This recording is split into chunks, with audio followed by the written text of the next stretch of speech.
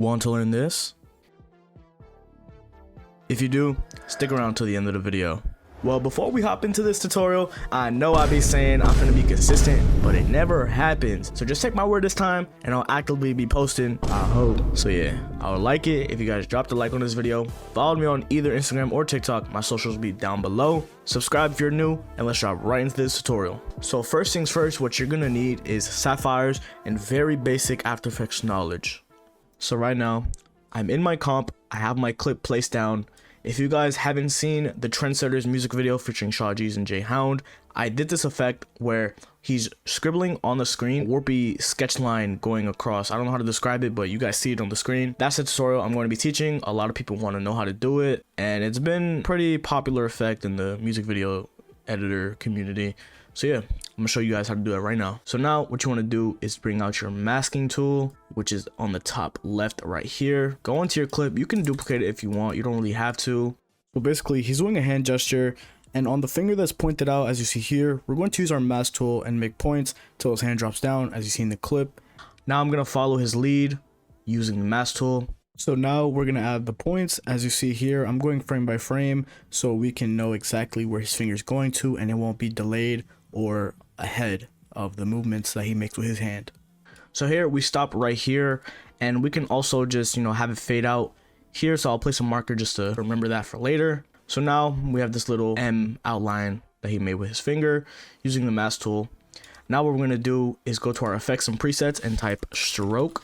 That should be a default plugin built in After Effects, so don't worry, everyone should have that. So now what we're going to do, once you have that stroke enabled onto the clip, we're going to mess with the end animation. So make sure you hit the clock next to the end. After you click the clock next to the end, you want to go to your brush size and just increase it to your liking. In order to view the brush size, make sure the end has a little bit of percentage up so you can see the sizing and choose what you like. I'm gonna go for a good little 45. It's big enough so the warp can be on the screen and you can actually notice it. So now we're gonna put this back to 0. So we're gonna animate it just like how we did with the masking. We're gonna make it follow his finger and make sure it's precise. So once we got towards the end of it, as you see, the stroke outline is following his finger, just like this, precise. You gotta make sure it follows it, because if it's delayed or if it's ahead, it looks bad and doesn't really fit and match with the vibe of what your character is doing. So yeah, now as we're at the end, we're gonna hit T on our keyboard to enable the opacity, hit the clock, make sure it's at 100, go to the end of it and fade it to 0. So now since we have that stroke effect right here where it's leading with his finger, now after you've done this, you want to right click, pre-compose, move all attributes into new composition, make sure this is checked, hit OK. So now after you pre-compose the clip, you want to go to paint style and change that from on original image to on transparent, and go back to your mainframe. And when you enable this, you'll see only the stroke and it doesn't have, your subject in the back. So now when we do this warpy effect, it'll have the look without the stroke being behind it. So now we're gonna add an adjustment layer, right click on this gray surface, new adjustment. We're gonna Control-Shift-D to split on both ends to make it even.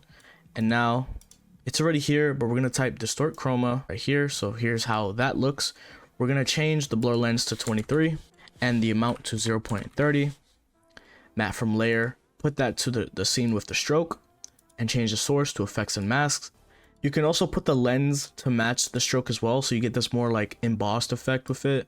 You have the warp, right? Now we're gonna disable the stroke layer by clicking the eye to the left, and now you have something like this.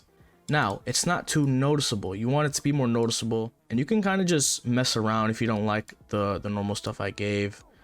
So you see there.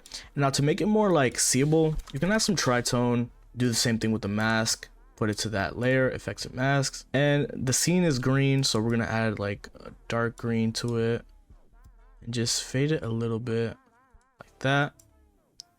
So then you have this little warpy effect. This can be used for anything, but this was such a perfect clip to do it on. But yeah, if you guys did enjoy this tutorial and you learned something new today, make sure you guys subscribe down below, hit that like button, follow me on my socials for more tutorials like this, and I'll catch you in the next video.